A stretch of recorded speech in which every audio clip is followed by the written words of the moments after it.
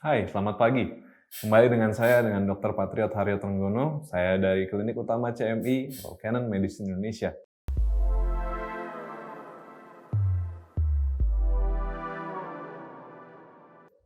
Hari ini kita akan mencoba membahas mengenai COVID-19, virus yang sedang merebak di seluruh Indonesia dan membuat banyak orang menjadi khawatir. Saat ini, orang-orang banyak yang melakukan aktivitas di rumah, dan itu memang seharusnya dilakukan untuk saat ini, bukan untuk selamanya, tetapi memang untuk jangka waktu yang belum bisa kita tentukan.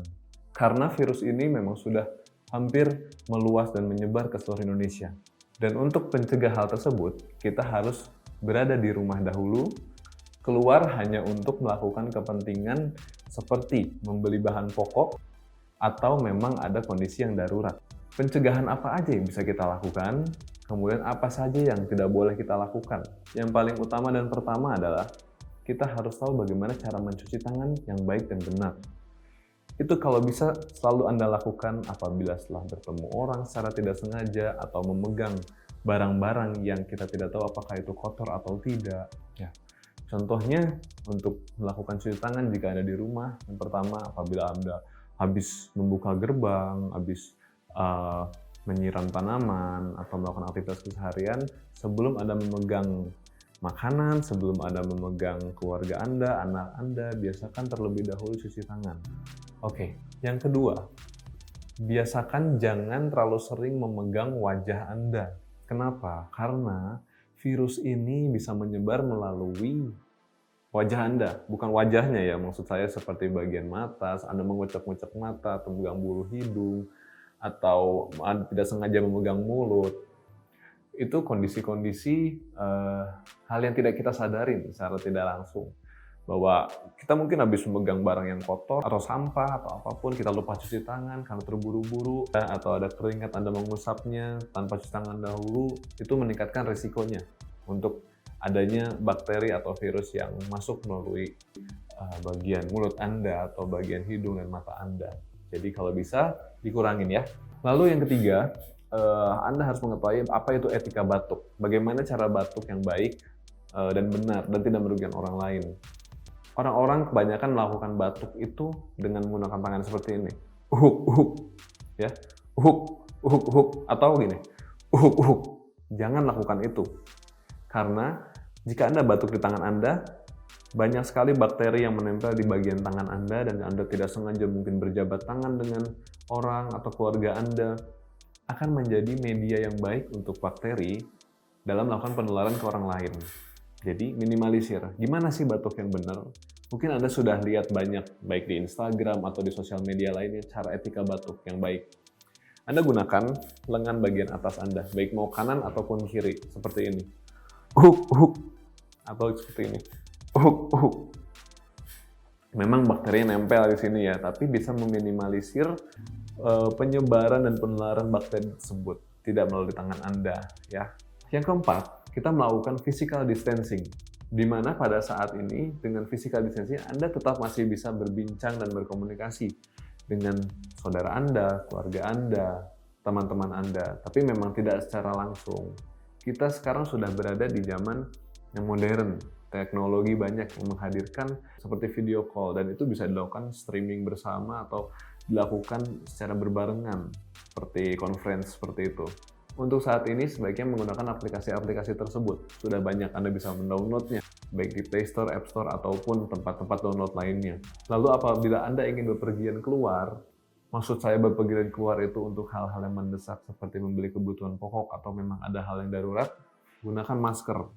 Boleh masker kain sekarang sudah bisa digunakan untuk masyarakat luas, karena memang efektivitasnya juga cukup menjanjikan, sekitar 70% ke atas bisa menangkal bakteri dan droplet-droplet. Itu untuk yang keempat.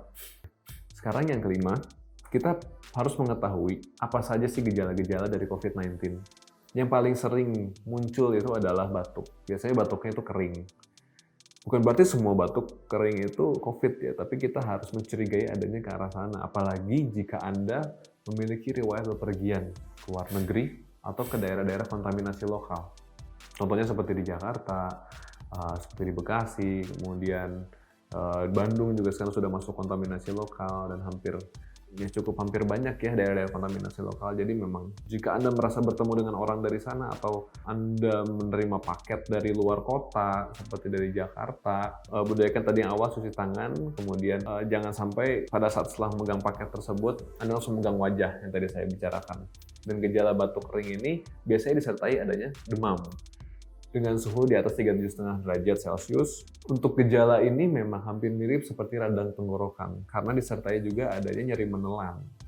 Tapi biasanya dia sembuh sendiri dengan meningkatkan imunitas. Tapi jika penyebabnya virus corona, Anda tetap harus mengunjungi tenaga kesehatan, baik itu dokter, ke rumah sakit, untuk memastikan ya apakah memang gejala tersebut ada ke arah corona ataupun tidak. Dan Anda pun harus jujur ya, apabila ditanya oleh dokternya Anda riwayat bepergian dari luar negeri atau luar kota, tolong dijawab. Karena ini untuk kebaikan kita semua. Anda ingin cepat sembuh. Dan tenaga kesehatannya pun jangan sampai mereka tertular. Nanti siapa lagi yang akan membantu orang-orang sekitar untuk mendiagnosis COVID tersebut? Dan kita mohon kerjasama dari Anda semuanya, oke? Lalu satu lagi, jika gejala tersebut semakin parah atau Anda memiliki sesak yang mendadak, padahal Anda sebelumnya tidak ada riwayat sesak, saya sarankan segera langsung ke IGD saja, karena itu harus dipastikan apakah memang sesaknya bisa karena asma atau Anda riwayat perokok, ada namanya penyakit COPD, atau sesaknya dari jantung, atau sesak tersebut disebabkan oleh corona ini. Ini yang lebih berbahaya dan memang harus screening sama dokter tersebut di IGD. Tapi jika Anda tidak bergejala, kuatkan imunitas Anda, minum vitamin C, lalu banyak olahraga di rumah. Oke, satu lagi terakhir. Stay informed. Maksud saya, dengan adanya media sosial, Anda tetap harus update dengan berita-berita yang ada di luar sana, khususnya mengenai COVID-19. Apa saja perkembangan yang sudah ada, pengobatan apa saja yang sudah bisa dilakukan, tindakan apa saja yang bisa Anda lakukan di rumah. Dan Anda bisa mencari banyak sumber-sumber informasi, edukasi untuk meningkatkan soft skill Anda selama di rumah, biar Anda tentunya nggak bosan ya. Jadi selama Anda berada di rumah, Anda tetap bisa produktif. Dan tetap mengenali gejalanya yang tadi sudah saya sebutkan, dan Anda mengetahui bagaimana cara cuci tangan, kemudian tidak sering memegang wajah atau mengusap wajah, kemudian Anda mengetahui cara etika batuk, dan Anda melakukan physical distancing. Dengan melakukan itu semua, kita harapkan Anda bisa terbebas dari penyakit COVID-19 ini. Dan Anda bisa sehat terus setiap harinya dan berkumpul bersama keluarga. Dari saya, sekian. Semoga informasi ini bermanfaat. Jika ada yang kurang atau ada yang salah, saya mohon maaf. Kita semua berusaha untuk bisa menangani COVID-19 ini. Dan semoga Indonesia cepat pulih. Saya Patriot, saya undur diri. Terima kasih. Wassalamualaikum warahmatullahi wabarakatuh.